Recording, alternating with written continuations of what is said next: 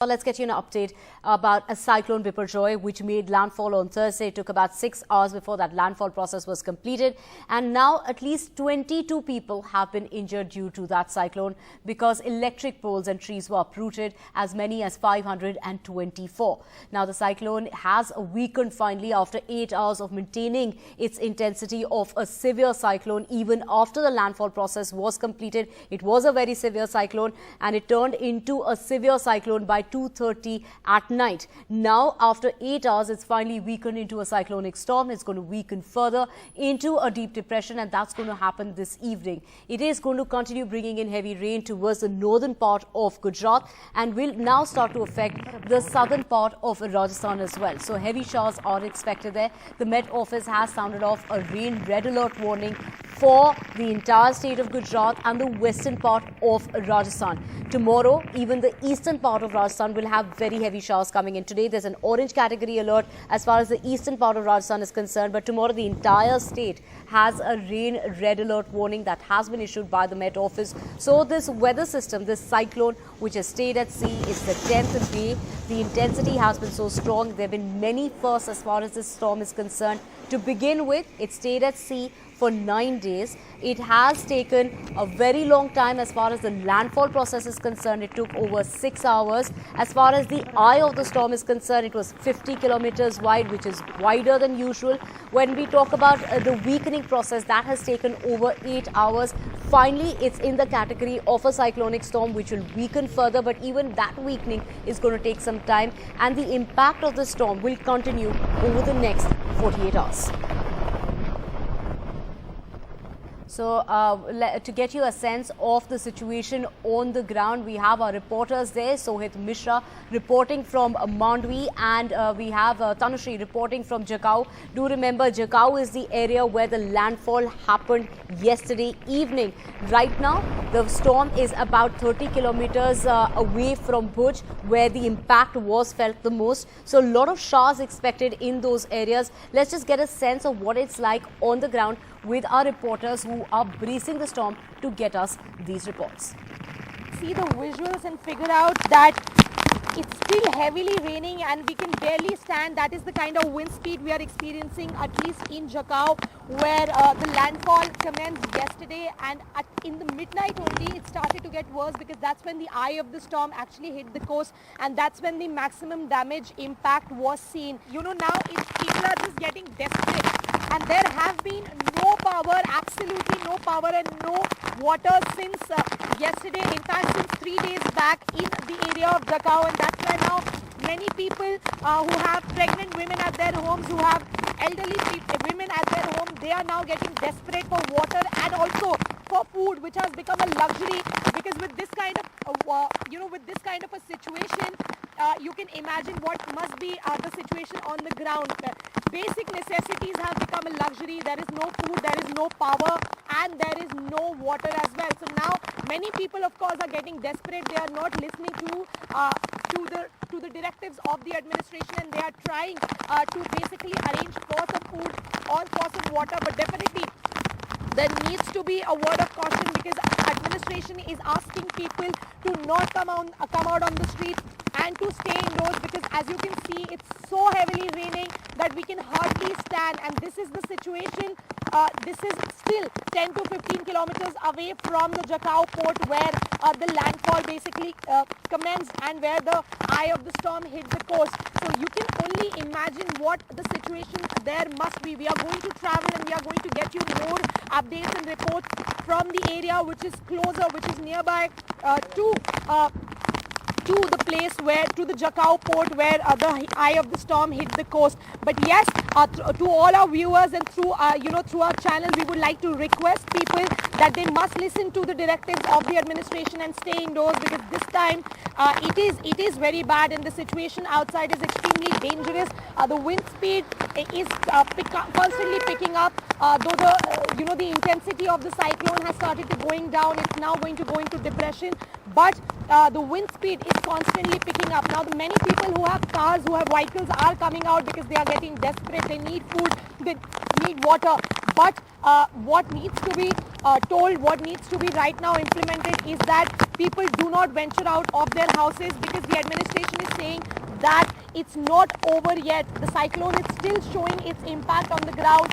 Wind speed is not coming down. It's still at 100, 110 to 115. It's massively severely raining. People need to stay indoors. They are trying to do their best to ensure that the power comes back, and at least they could arrange for water and food, which many villages, many shelter homes and almost all the hotels across the area of Kutch have run out of. While the cyclone Biparjoy hit the coast at last night, its impact is clearly visible. There's heavy rainfall and strong winds. Now we will try to show you how powerful this entire cyclone was. Now what you see over here is a huge tree, and this tree has been uprooted because of strong winds. And by these visuals you can understand how powerful the cyclone would have been, that an entire strong big tree has been uprooted, and most of the tree is now inside the lake that's present over here. And this is not just one tree that has been uprooted.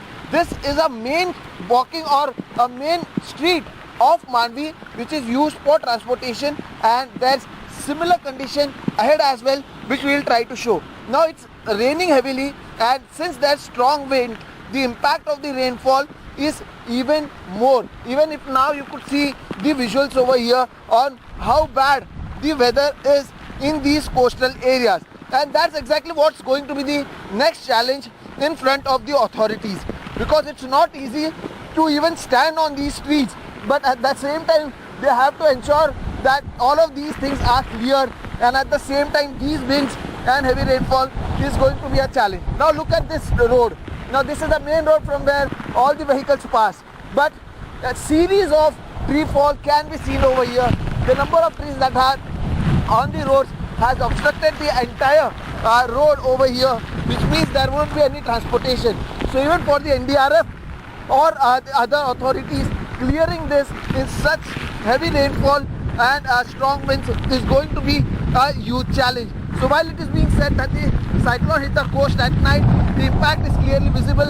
It's raining heavily, strong winds present over here, barely people can stand. So even we are ensuring that we are standing where there's no tree, so that even if it falls, we are safe from it. And that is also going to be one of the risks for the authorities, because if they want to clear here, there are a lot of trees which are there, and since the strong winds are still over here, that is going to be a challenge to clear all of these things and ensure that everything comes back to normalcy. So as of now, the rain is also hitting because of the strong winds, and it's very difficult. But as I said, the people who have been kept in safe places, they'll remain there at least for the next few hours or days, at least when till the time all of these things are not back to normalcy. So yes, the impact is visible over here, and imagine what would have been the condition when the cyclone actually hit the coast. And this is not a story just of Mandvi where we are present, but places which are near the coast. Everywhere the situation is similar, and now clearing them and getting everything back to normalcy is the biggest challenge in front of all the authorities. And they have to do all of this while they have to brace these strong winds and heavy rainfall.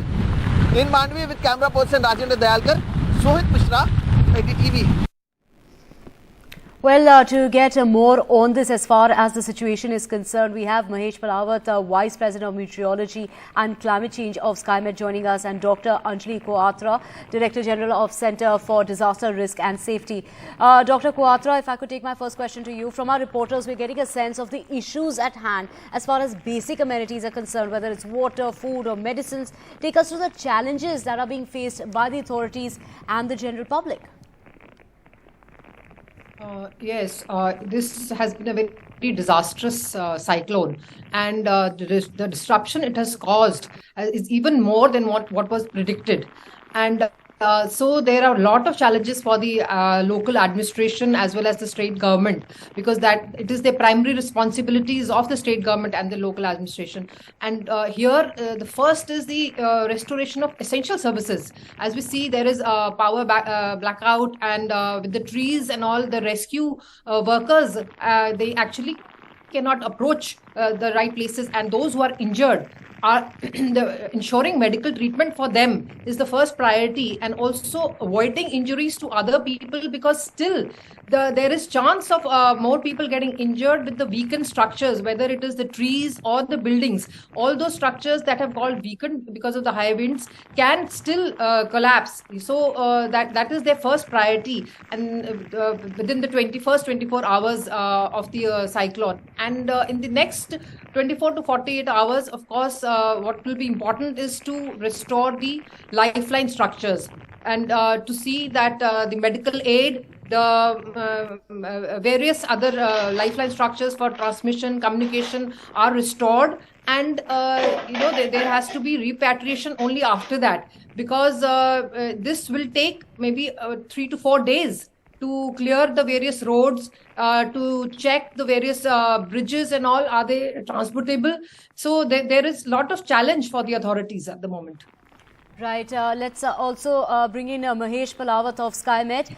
Many firsts when it comes to this cyclone. Compare this to other cyclones per se. When we talk about how long it stayed at sea for 9 days, and when we talk about that eye of the storm, that was larger than usual, of about 50 kilometers. The kind of distance it's covered all the way from Gujarat to Pakistan. The weakening process and the impact that it's being felt. When was the last time a cyclone took 8 hours to reduce in intensity? You know, at about 2:30 at night, it converted from a very severe cyclone to a severe cyclone, and now it's taken 8 hours for that intensity to reduce to a cyclonic storm. When was the last time a cyclone took that long to weaken?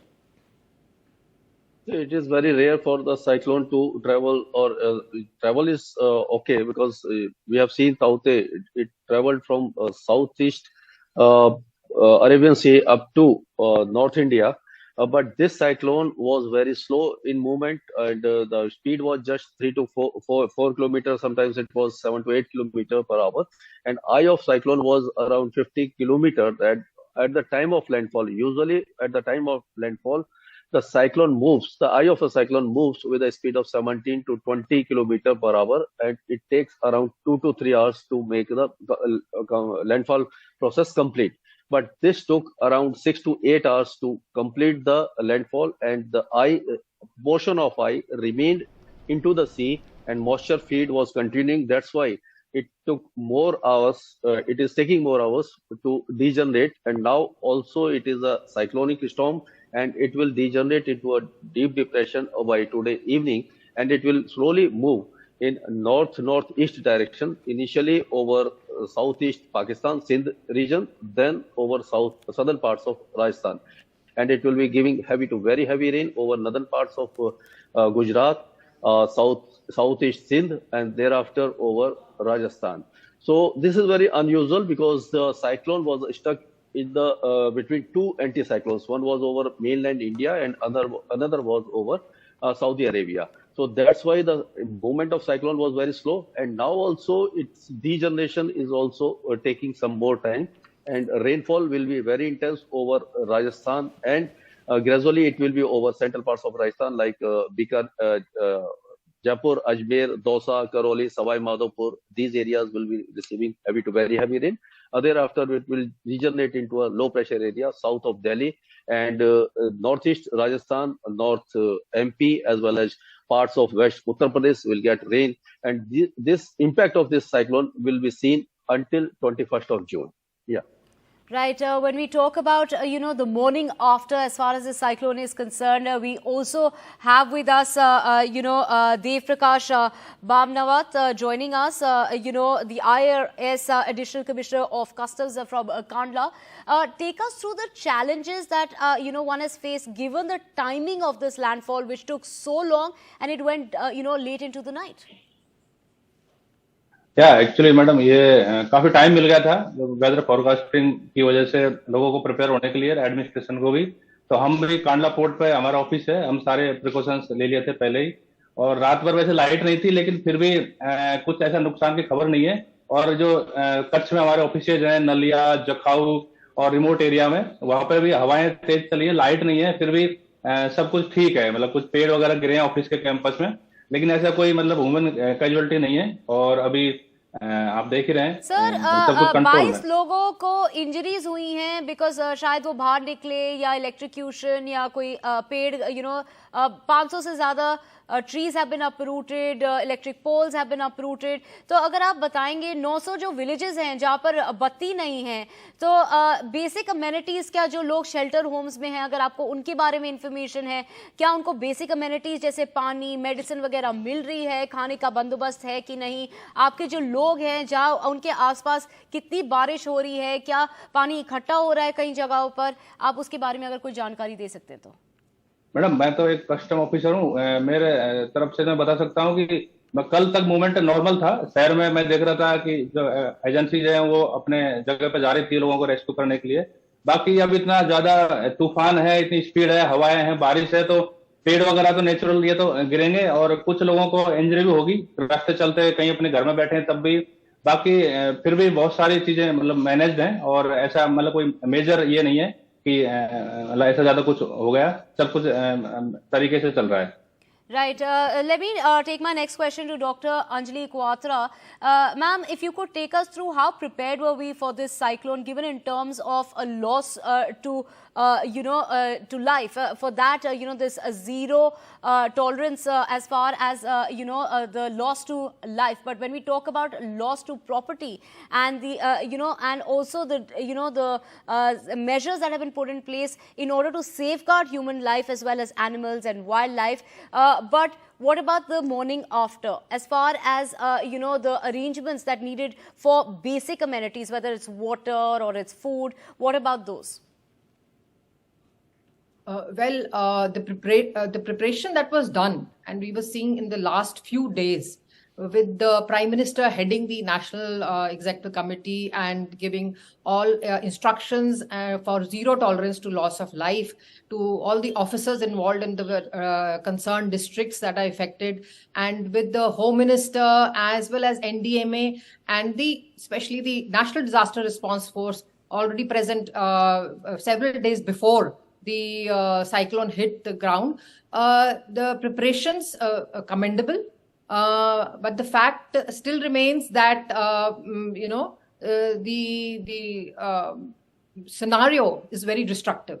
Now, the preparations, of course, are dependent on technology, satellite imagery, space station, information we get for early warning, which gives us a lot of lead time for preparation and evacuation into cyclone shelters. That was all done well. But then we've seen a lot of destruction of the infrastructure, which requires, of course, a very holistic planning and, solutions, because India as a country is prone to cyclones. We have a huge coastline, and on the west coast, of course, Gujarat is most affected because of its low coastal terrain, and also the continental shelf is low. With all these physiographic conditions of India, we have recurring cyclones. And for that, our country is already pursuing its national cyclone risk mitigation project. And India is getting financial assistance from World Bank for this. And it has shown results in terms of better preparedness.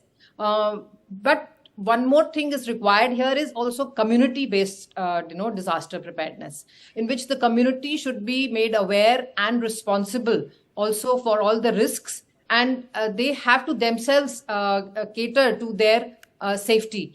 But here what we see is in coastal regions, and that applies to all over India, there are these poor migrant laborers who live in very risky situations, and they are forced to do that occupation because they are in a subsistence economy, that is their livelihood. So ma'am, if you could take us through some of the arrangements that might have been put into place in order to ensure that zero casualty approach in terms of humans and animals and wildlife, something that we might have learned from, say, a previous disaster that has helped us deal with this destructive cyclone. Well, it is always the disaster scenarios are always studied in detail, and then the disaster response plans are updated, and that has happened. But as I said, it is about the population. It's a poor population. The coastal regions are highly, density of population is very high. and to save them. The worst is the requirement for cyclone mitigation, that of forestation on the coastal lands, the mangrove plantations, all that have been destroyed mainly by the farmers there. The rice farming that is done there, the prawn fisheries, the shrimp farming, they have removed the forest to create land for their livelihoods. And that is the main cause of increasing intensity of cyclone. The hazard has increased. And therefore, there are more, dangerous scenarios which we are seeing in this cyclone also. So it requires a very holistic solution, and these people should be given alternate livelihoods and convinced to move away from cyclone affected regions. And the infrastructure that is there, the houses and all, are such weak and flimsy structures. So, of course, the government has removed them to cyclone shelters. But once they come back to their houses, there will be total disruption in their life. And whether it is the shops or little structures on which they live by, so right, wooden structures. Right. Let's just get in Mahesh Palawat also. When you talk about, those cyclone-prone areas, Mahesh, are we seeing a change in that sort of pattern? Are there more areas which are now prone to cyclone? Are there, especially when it comes to the Arabian Sea side, we would see more cyclones happening at the Bay of Bengal side. Now, this time around, we are seeing more happening and many changes as far as the cyclone pattern is concerned. Yes, Divya, we have seen the cyclone pattern is changing since last 5 to 7 years, and intensity and frequency of cyclones are increasing in Arabian Sea. Earlier, frequency of cyclone was more over Bay of Bengal, 7:3 was the ratio.